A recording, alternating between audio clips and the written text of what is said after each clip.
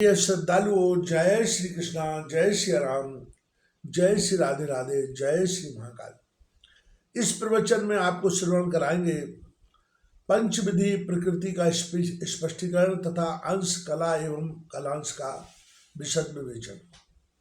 भगवान नारायण कहते हैं, नारद, गणेश, जननी, दुर्गा, लक्ष्मी, सरस्वती, सावित्री और राधा, ये 5 देवियां प्रकृति कहलाती हैं। इन्हीं पर सृष्टि निर्भर करती है।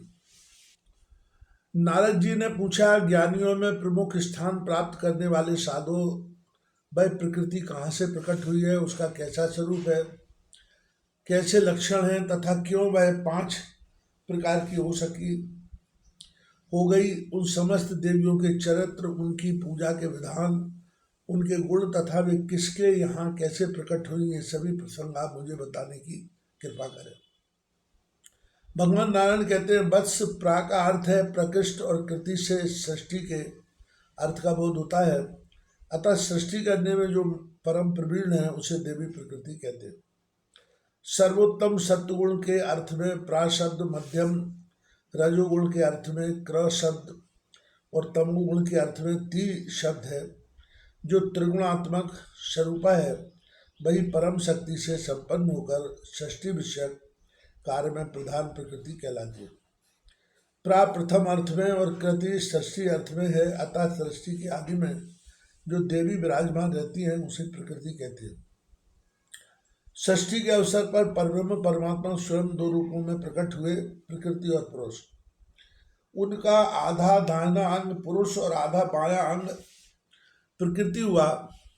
वही प्रकृति ब्रह्म स्वरूपा, नित्या और सनातनी है।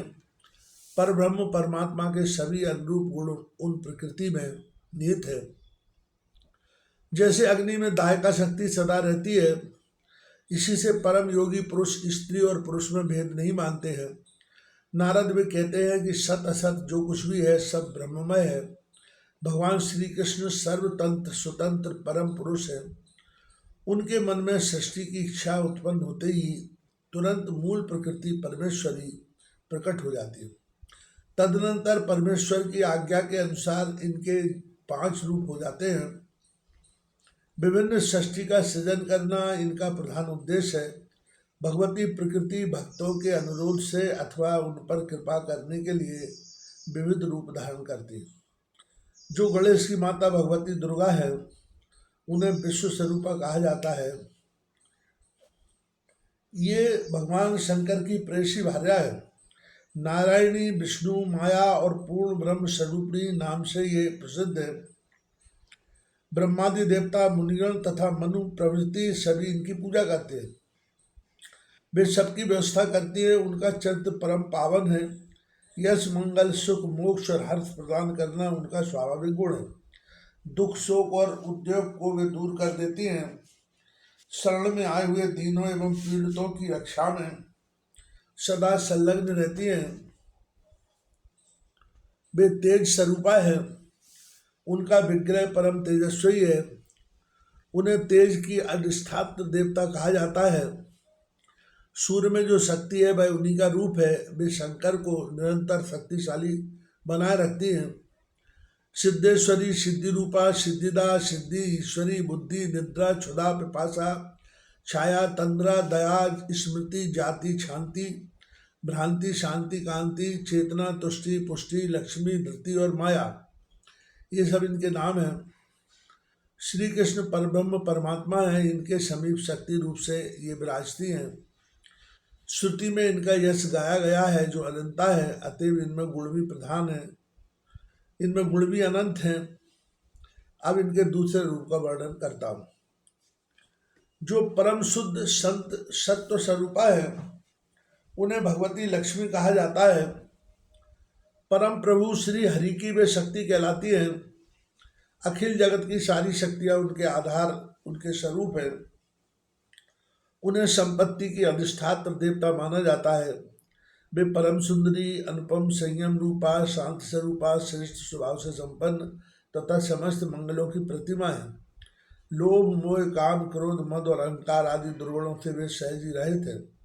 भक्तों पर अनुग्रह करना तथा अपने स्वामी श्री हरि से प्रेम करना उनका स्वभाव है। संपूर्ण स्त्रियों की अपेक्षा वे श्रेष्ठ पतिव्रता है। श्री हरि प्राण के समान जानकर उनसे अत्यंत प्रेम करते हैं। वे कभी अप्रिय बात नहीं करती। अन्न धान आदि सभी शस्त्र उनके रूप है। प्राणियों का जीवन स्थिर रहे ये तदर्थ उन्होंने यह रूप धारण कर रखा है। वे परम साध्वी देवी महालक्ष्मी नाम से विख्यात होकर वैकुंठ में अपने स्वामी की सेवा में सदा संलग्न रहती हैं।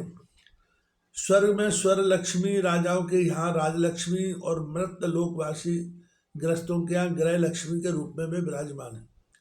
प्राणियों के अखिल द्रव्यों में सर्वोत्कृष्ट शोभा उन्हीं का स्वरूप है।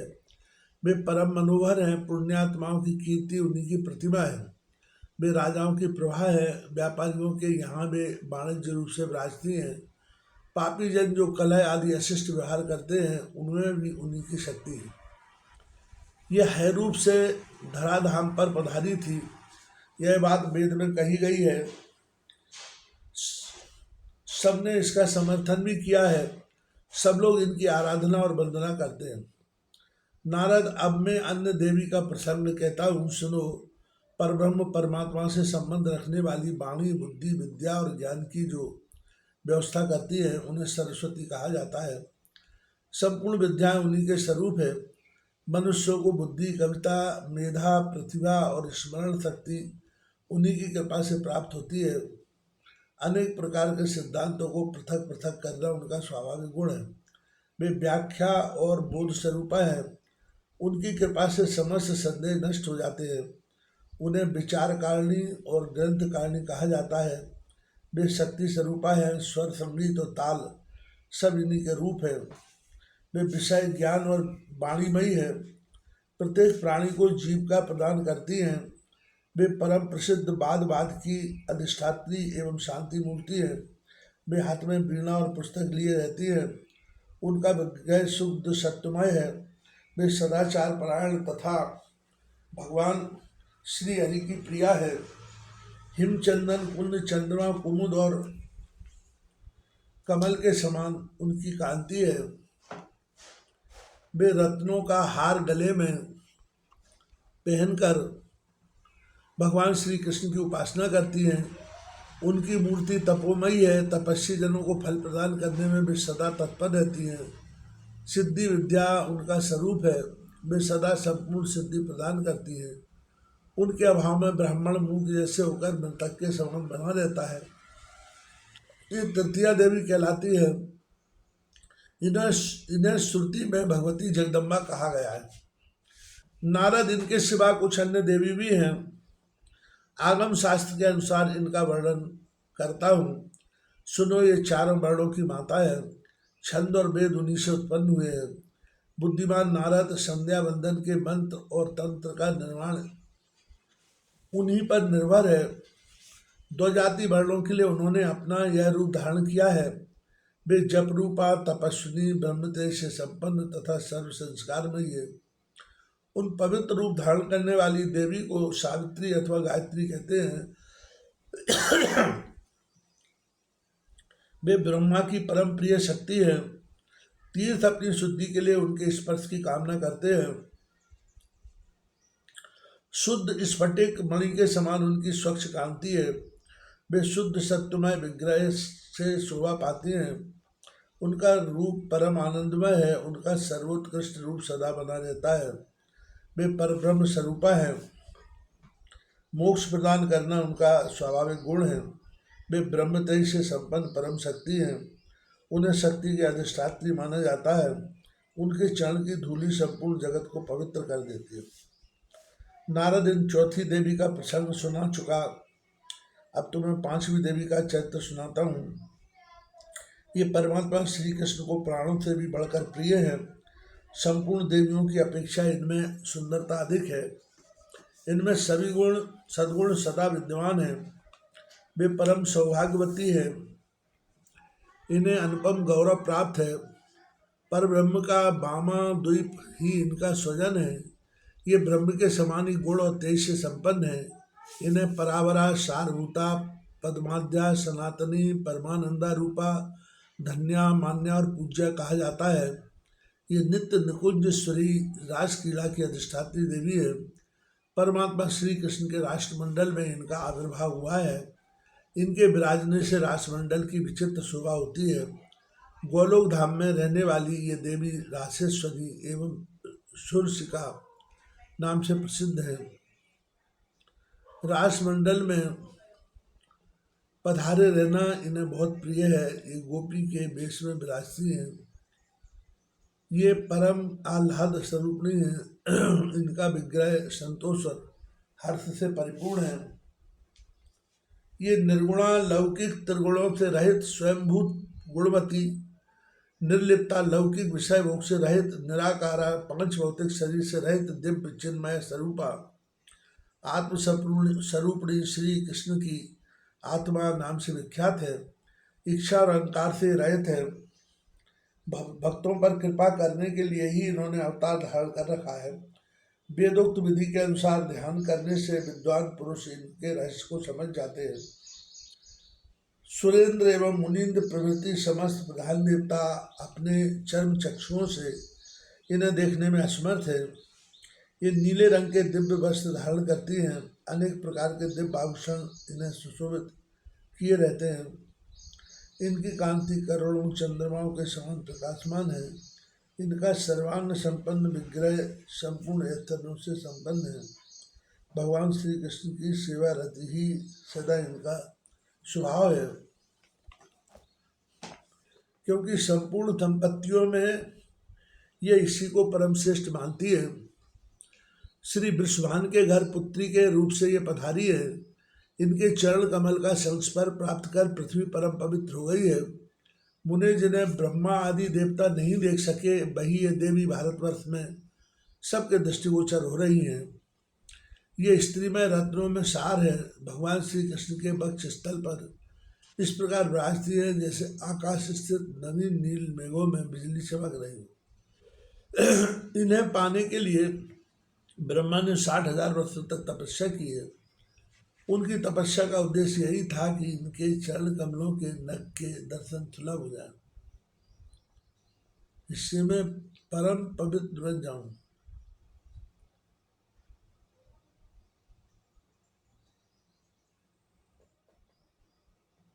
परंतु स्वप्न में भी इन भगवती के दर्शन प्राप्त न कर सके। फिर प्रत्यक्ष की तो बात ही क्या है। उसी तप के प्रभाव से ये देवी वृंदावन में भगवान के सामने प्रकट हुई। धराधाम पर इनका पधारना हुआ है। यही पांचवी देवी भगवती राधा के नाम से प्रसिद्ध है। इन प्रकृति देवी के अंश कला, कलांश और कलाशांश भेद से अनेक रूप है। प्रत्येक विश्व में संपूर्ण स्त्रियां इन्हीं की रूप मानी जाती हैं। ये 5 देवियां परिपूर्णतम हैं। इन्हें भगवती विद्या कहते हैं। इन देवियों के जो प्रधान अंश हैं अब उनका वर्णन करता हूँ। सुनो, भूमंडल को पवित्र करने वाली गंगा इनका प्रधान अंश है। ये सनातनी गंगा जलमयी है। भगवान विष्णु के विग्रह से इनका प्रादुर्भाव हुआ है। पापियों के पापमय ईंधन को भस्म करने के लिए ये प्रज्वलित अग्नि है। मुझे स्पर्श करने, इनमें नहाने अथवा इनका जलपान करने से पुरुष केवल पद के अधिकारी हो जाते हैं। गोलोक धाम में जाने के लिए ये सुखप्रद सीढ़ी के रूप में विराजमान है। इनका रूप परम पवित्र है। समस्त तीर्थों और नदियों में ये श्रेष्ठ मानी जाती है। ये भगवान शंकर के मस्तक पर जटा में ठहरी थी। वहाँ से निकली और पंक्तिबद्ध होकर भारतवर्ष में आ गई। तपस्वी जन अपनी तपस्या में सफलता प्राप्त कर सके, ये तदर्थ शीघ्र ही इनका पधारना हो गया। इनका शुद्ध एवं सत्व स्वरूप चंद्रमा श्वेत कमल या दूध के समान स्वच्छ है। मल और अधिकार इनमें लेश मात्र भी नहीं है। ये परम साध्वी गंगा भगवान नारायण को बहुत प्रिय है। श्री तुलसी को प्रकृति देवी का प्रधान अंश माना जाता है। ये विष्णु प्रिया है। विष्णु को दूषित किए जाते रहना इनका स्वाभाविक गुण है। भगवान विष्णु के चरण में ये सदा विराजमान रहती हैं।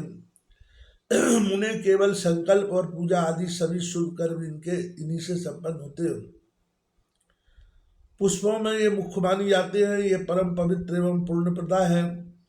अपने दर्शन और स्पर्श मात्र से ये तुरंत मनुष्यों को परम धाम के अधिकारी बना देती है। पापमयी सूखी लकड़ी को जलाने के लिए प्रज्वलित अग्नि के समान रूप धारण करके ये कली में पधारी है। इन देवी तुलसी के चरण कमल का स्पर्श होते ही पृथ्वी सदा परम पावन बन गई। तीर्थ स्वयं पवित्र होने के लिए इनका दर्शन एवं स्पर्श करना चाहते हैं। इनके अभाव में अखिल जगत के संपूर्ण कर्म निष्फल समझे जाते हैं। इनकी कृपा से मुमुक्ष जन मुक्त हो जाते हैं। जो जिस कामना से इनकी उपासना करते हैं उनकी ये सारी इच्छाएं पूर्ण हो जाती हैं। भारतवर्ष में वृक्ष रूप से पधारने वाली ये देवी कल्प वृक्ष स्वरूपा है। भारतवासियों को प्रसन्न करने के लिए इनका यहाँ पधारना हुआ है। ये परम देवता है। प्रकृति देवी के एक अन्य प्रधान अंश का नाम देवी जरत्कारु है। एक कश्यप जी की मानस पुत्री है। इन्हें भगवान शंकर की प्रिय शिष्या होने का सौभाग्य प्राप्त है। ये परम विदुषी हैं। नागराज शेष ने इन्हें अपनी बहन माना है। सभी नाग इनका सम्मान करते हैं। नाग की सवारी पर चलने वाली इन अनुपम सुंदरी देवी को नागेश्वरी और नाग माता भी कहा जाता है। प्रधान प्रधान भाग आगे इनके साथ विराजमान रहते हैं। ये नागों से सुशोभित रहती हैं। नागराज इनकी स्तुति करते हैं। ये सिद्धि और योग की साक्षात मूर्ति है। इनकी सैया नाग से है। ये विष्णु स्वरूपनी है। भगवान विष्णु में इनकी अटल श्रद्धा है। ये सदा श्री हरि की पूजा में संलग्न रहती हैं। इनका विग्रह तपोमय है। तपस्वी जनों को फल प्रदान करने में ये परम कुशल हैं। ये स्वयं भी तपस्या करती हैं। इन्होंने देवताओं के वर्ष से 3 लाख वर्ष तक भगवान श्री हरि की तपस्या की है। भारतवर्ष में जितने तपस्वी और तपस्विनियाँ हैं उन सब में ये श्रेष्ठ है। संपूर्ण मंत्रों की अधिष्ठात्री है। ब्रह्म तेज से इनका विग्रह सदा प्रकाशवान रहता है। इनको पर ब्रह्म स्वरूपा कहते हैं। ये ब्रह्म के चिंतन में सदा संलग्न रहती है। जरत्कारु मुनि भगवान श्री कृष्ण के अंश हैं। उनके द्वारा पतिव्रत धर्म का पूर्ण पालन होता है। मुनिवर आस्तिक जो तपस्वियों में श्रेष्ठ गिने जाते हैं, ये देवी उनकी माता है। नारद प्रकृति देवी के एक प्रधान अंश को देवसेना कहते हैं। मातृकाओं में ये परम श्रेष्ठ मानी जाती है। इन्हें लोग भगवती षष्ठी के नाम से कहते हैं। पुत्र पौत्र आदि संतान प्रदान करना तथा त्रिलोकी को जन्म देना इनका प्रधान कार्य है। ये साध्वी भगवती प्रकृति की षष्ठांश है। अतएव इन्हें षष्ठी देवी कहा जाता है। संतान उत्पत्ति के अवसर पर अभ्युदय के लिए इन षष्ठी योगिनी की पूजा होती है। अखिल जगत में 12 महीने लोग इनकी निरंतर पूजा करते हैं। पुत्र उत्पन्न होने पर छठे दिन सूतिका ग्रह में इनकी पूजा हुआ करती है। यह प्राचीन नियम है। कल्याण चाहने वाले कुछ व्यक्ति 21वें दिन इनकी पूजा करते हैं। मुनियों के प्रणाम करने पर ये सदा उनकी अभिलाषा पूर्ण कर देती है। अतः इन्हें देवी कहते हैं। इनकी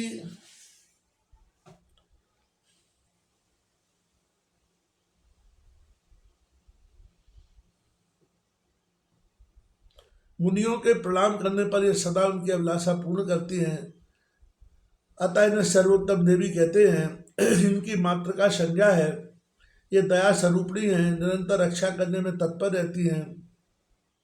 जल थल आकाश ग्रह कहीं जहाँ कहीं भी बच्चों को सुरक्षित रखना इनका प्रधान प्रयोजन है।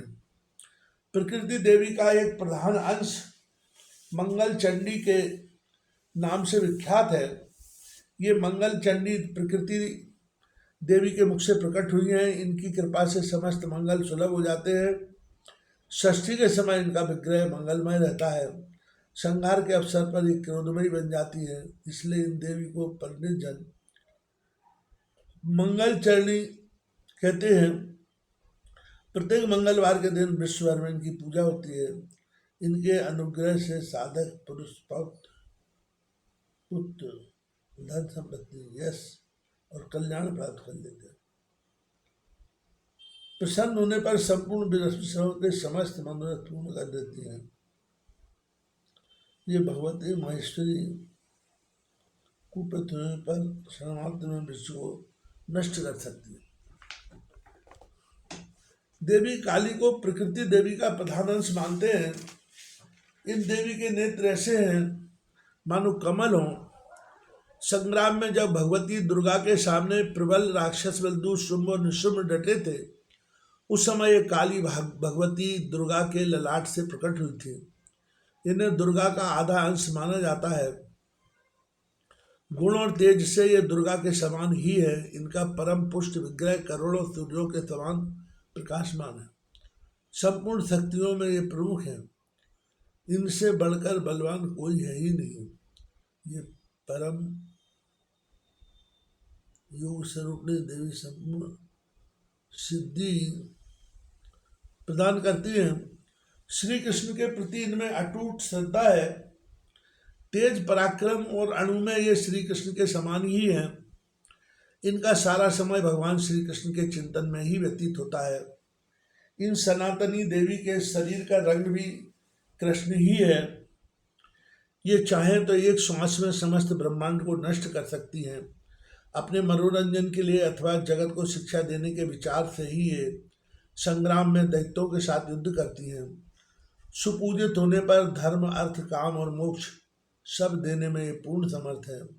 ब्रह्मादि देवता मुनिगण मनु प्रवृत्ति और मानव समाज सबके साथ इनकी उपासना करते हैं। भगवती वसुंधरा भी प्रकृति देवी के प्रधान भाव से प्रकट है। अखिल जगत इन्हीं पर ठहरा है। ये सर्वशस्या कही जाती है। इन्हें लोग रत्नकरा और रत्नगर्भा भी कहते हैं। संपूर्ण रत्नों की खाद इन्हीं के अंदर विराजमान है। राजा और प्रजा सभी लोग इनकी पूजा एवं स्तुति करते हैं। सबको जीविका प्रदान करने के लिए ही इन्होंने यह रूप धारण कर रखा है। ये संपूर्ण संपत्ति का विधान करती हैं। ये ना रहे तो सारा चराचर जगत कहीं भी ठहर नहीं सकता। मुनिवर प्रकृति देवी की जो जो कलाएं हैं उन्हें सुनो, और ये जिनकी संपत्तियां हैं पत्नियां हैं वह सब भी मैं तुम्हें बताता हूँ। देवी स्वाहा अग्नि की पत्नी है। संपूर्ण जगत में इनकी पूजा होती है। इनके बिना देवता अर्पित की हुई हवि पाने में असमर्थ है। यज्ञ की पत्नी को दक्षिणा कहते हैं। इनका सर्वत्र सम्मान होता है। इनके न रहने पर विश्व भर के संपूर्ण कर्म निष्फल समझे जाते हैं। स्वधा पितरों की पत्नी है। मुनि मनु और मानव सभी इनकी पूजा करते हैं। इनका उच्चारण न करके पितरों को वस्तु अर्पण की जाए तो यह निष्फल हो जाती है। वायु की पत्नी का नाम देवी स्वस्ति है। प्रत्येक विश्व में इनका सत्कार होता है। इनके बिना आदान प्रदान सभी असंभव हो जाते हैं। पुष्टि गणेश की पत्नी है। धरातल पर सभी इनको पूजते हैं। इनके बिना पुरुष और स्त्री सभी शक्तिहीन हो जाते हैं। अनंत की पत्नी का नाम तुष्टि है। सब लोग इनकी पूजा एवं वंदना करते हैं। इनके बिना संपूर्ण संसार सम्यक प्रकार से कभी संतुष्ट हो ही नहीं सकता। ईशान की पत्नी का नाम संपत्ति है। देवता और मनुष्य सभी इनका सम्मान करते हैं। इनके न रहने पर विश्व भर की जनता दरिद्र कहलाती है। धृति कपिल मुनि की पत्नी है। सब लोग सर्वत्र इनका स्वागत करते हैं। ये ना तो रहें तो जगत में संपूर्ण प्राणी धैर्य के साथ हाथ धो बैठे। सती को सत्य की भार्या कहा जाता है। सबसे अंदर पाने वाली ये देवी परम लोकप्रिय है। इनके बिना जगत सर्वथा बंधुता शून्य हो जाता है। परम साध्वी दया मोहि की पत्नी हैं। ये पूज्य एवं जगत प्रिय हैं। इनके अभाव में संपूर्ण प्राणी सर्वत्र निष्फल माने जाते हैं। पुण्य की सधर्मणी प्रतिष्ठा है। पुण्य प्रदान करने वाली ये देवी सदा सुपूजित होती हैं। मुने इनके बिना सारा संसार जीते हुए ही मृतक के समान समझा जाता है। सुकर्म की पत्नी कीर्ति है, जिन्हें सब लोग भली भांति जानते हैं। बड़भागी पुरुषों द्वारा इनका सम्मान होता है। इनके अभाव में अखिल जगत यशोहीन होकर मृतक के समान हो जाता है। क्रिया उद्योग की पत्नी है, इन आदरणीय देवी से सब लोग सहमत है। नारद इनके बिना सारा संसार विधिहीन हो जाता है। अधर्म की पत्नी को मिथ्या कहते हैं, सभी धूर्त इनका सत्कार करते हैं। सत्युग में ये बिल्कुल अदृश्य थी, त्रेता युग में सूक्ष्म रूप धारण करके प्रकट हो गई, द्वापर में अपने आधे शरीर से शोभा पाने लगी, और कलयुग में तो इन मिथ्या देवी का शरीर बड़ा ही स्थूल हो गया। ये हठपूर्वक सर्वत्र अपना आधिपत्य जमाए रहती हैं। इनके भाई का नाम कपट है, उसके साथ एक प्रत्येक घर में चक्कर लगाती है। शांति और लज्जा ये सुशील की आदरणीय पत्नियां हैं। नारद इनके न रहने पर सारा जगत उन्मत्त की भांति जीवन व्यतीत करने लगता है। ज्ञान की तीन पत्नियां हैं, बुद्धि, मेधा और धृति। ये साथ छोड़ दे तो समस्त संसार मूर्ख और पागल के समान हो जाए। धर्म की सहधर्मिणी का नाम मूर्ति है। कमनीय कांति वाली ये देवी सबके मन को मुग्ध किए रहती हैं। विश्व के व्यवस्थापक परमात्मा इनका सहयोग पाए बिना निराधार रहते हैं। इनके स्वरूप को अपना कर ही साध्वी लक्ष्मी सर्वत्र शोभा पाती है। श्री और मूर्ति दोनों इनके स्वरूप हैं। ये परम मान धन्य एवं सुपूज्य। रुद्र की पत्नी का नाम कालाग्नि है। इनको योग निद्रा भी कहते हैं। रात्रि में इनका सहयोग पाकर संपूर्ण प्राणी आच्छन्न अर्थात नींद से व्याप्त हो जाते हैं। काल की तीन भार्याएं हैं, संध्या, रात्रि और दिन। ये न रहें तो ब्रह्मा भी संख्या का परिगणन नहीं कर सकते। क्षुधा और पिपासा ये दो लोक की भार्याएं हैं। ये परम धन मान और आदर की पात्र है। ये अनुकूल ना हो तो सारा जगत चिंतातुर हो सकता है। प्रभा और दाहिका ये तेज की स्त्रियां हैं। इनके अभाव में जगत सृष्टा ब्रह्मा अपना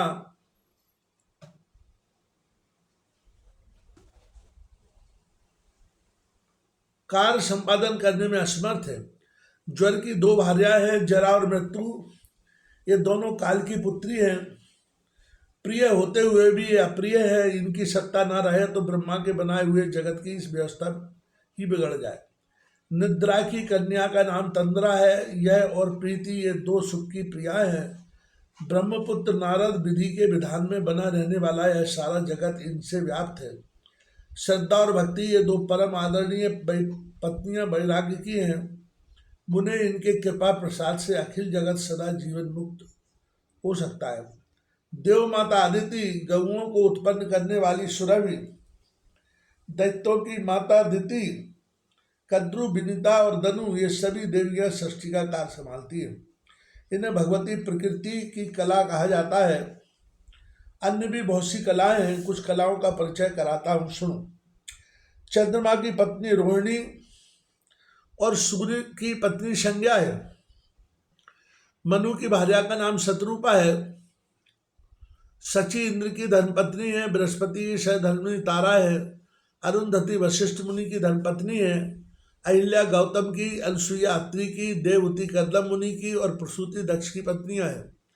पितरों की मानसी कन्या मेनका अंबिका की पुत्री भी कहलाती है। लोपामुद्रा कुंती और कुबेर की पत्नी को सभी जानते हैं।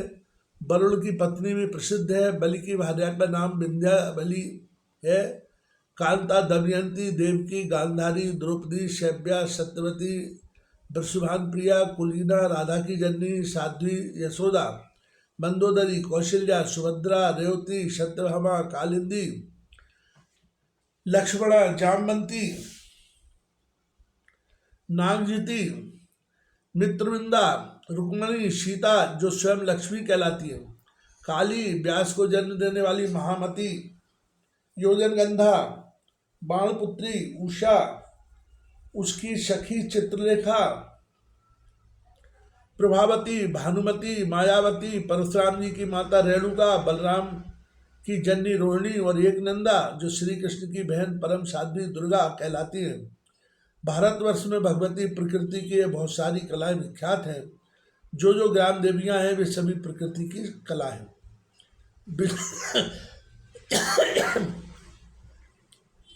विश्व भर में जितनी स्त्रियां हैं उन सबको कला के अंश का अंश समझना चाहिए। इसलिए स्त्रियों के अपमान से प्रकृति का अपमान माना जाता है। पति और पुत्र के सहित साध्वी ब्राह्मणी की वस्त्र, अलंकार और चंदन से जो पूजा करता है उसके द्वारा भगवती प्रकृति सुपूजित होती है। जिसने विप्र की अष्टवर्षा कुमारी का वस्त्र, अलंकार एवं चंदन आदि से अर्चन कर लिया उसके द्वारा भगवती प्रकृति स्वयं पूजित हो गई। उत्तम, मध्यम और निकृष्ट प्रायः सभी स्त्रियां भगवती प्रकृति की अंग हैं। जो श्रेष्ठ आचरण वाली तथा पतिव्रता स्त्रियां हैं उन्हें प्रकृति देवी का सत्वांश समझना चाहिए।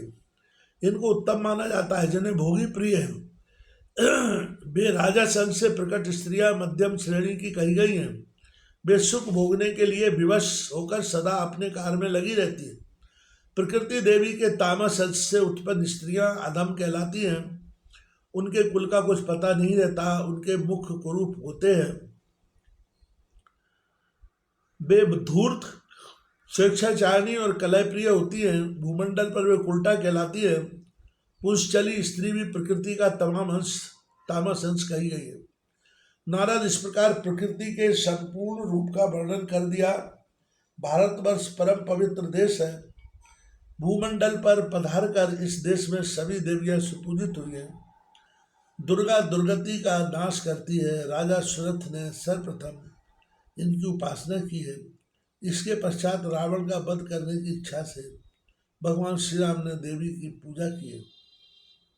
तत्पश्चात भगवती जगदम्बा तीनों लोकों में सुपूजित होगी।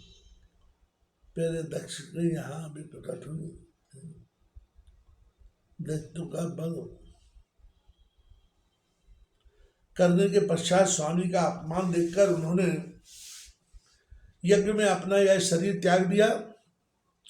फिर वे हिमालय की पत्नी के उदर से उत्पन्न हुई। भगवान शंकर को अपना पति बनाया। गणेश और स्कंद इनके दो पुत्र हुए। गणेश को स्वयं श्री कृष्ण माना जाता है। स्कंद विष्णु पुत्र हो चुके हैं।